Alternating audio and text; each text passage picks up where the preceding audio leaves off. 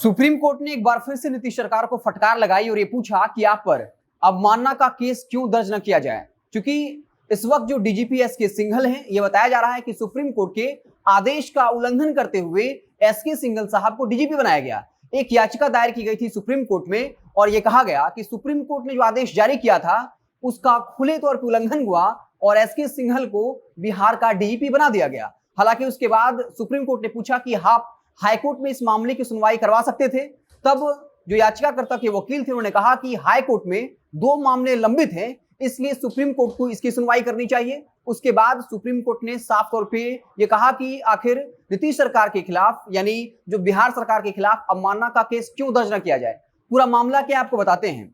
Supreme court का स्पष्ट आदेश है कि अगर कोई राज्य जो है किसी को डीजीपी बनाना चाहती है तो उसके लिए आदेश जारी कर रखा। आदेश ये है कि बिहार सरकार के जो भी पसंदीदा आईएएस ऑफिसर हैं उनकी एक सूची यूपीएससी को भेजी जाएगी और फिर यूपीएससी जो है उसमें से शॉर्टलिस्ट करके 3 अधिकारियों का नाम भेजेगी और किसी भी राज्य सरकार को उन 3 अधिकारियों में से एक को डीजीपी बनाना होगा।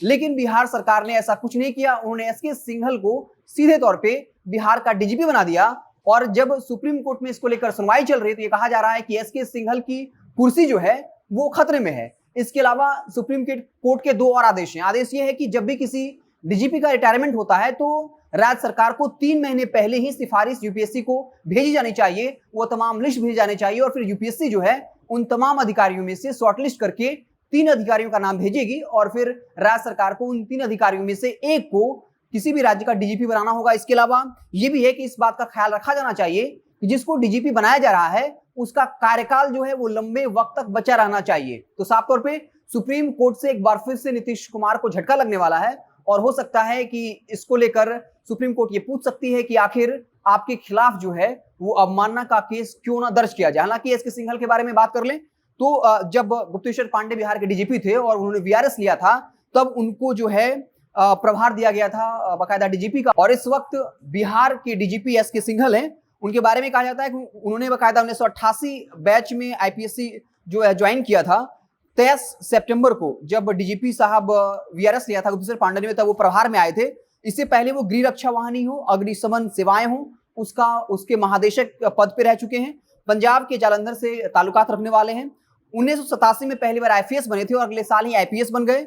उनकी स्कूली शिक्षा जो है जालंधर से हुई है। डीएवी कॉलेज से स्नातक किया, गणित में गोल्ड मेडल लिया। उसके बाद पंजाब यूनिवर्सिटी से ही जो है एमएससी किया मैथ में, उस वक्त भी गोल्ड मेडल जीता था। इसके अलावा वो जो पंजाब यूनिवर्सिटी है उसके विमेंस कॉलेज में ही लेक्चरर के पद पे रह चुके हैं। दानापुर में डीएसपी, फिर नालंदा, सिवान, कैमूर, रोहतास, भोजपुर में बाकायदा आईपीएस के तौर पे रह चुके हैं। 2005 में डीआईजी बन गए थे और इस वक्त वो जो है एसके सिंघल साहब वो बिहार के डीजीपी हैं। लेकिन अब उनके कुर्सी पर जो है वो खतरा मंडरा रहा है। सुप्रीम कोर्ट में बाकायदा एक याचिका को लेकर सुनवाई हो रही है और हो सकता है कि बिहार सरकार को लेकर अवमानना का केस भी दर्ज हो सकता है। हालांकि सिर्फ बिहार का ही मसला नहीं है, सुप्रीम कोर्ट ने झारखंड को लेकर भी ऐसी ही बात कही है कि झारखंड सरकार ने भी जो सुप्रीम कोर्ट का आदेश है, जो निर्देश है, उसका उल्लंघन जो है वो झारखंड सरकार ने भी किया। और निर्देश जैसा हम बता चुके हैं, निर्देश ये होता है कि अगर किसी को डीजीपी बनाना होता है, जिन अधिकारियों को बनाना चाहते हैं उनमें से कुछ अधिकारियों का नाम आपको यूपीएससी को भेजना पड़ता है। यूपीएससी उसमें से शॉर्टलिस्ट करके 3 अधिकारियों का नाम भेजती है।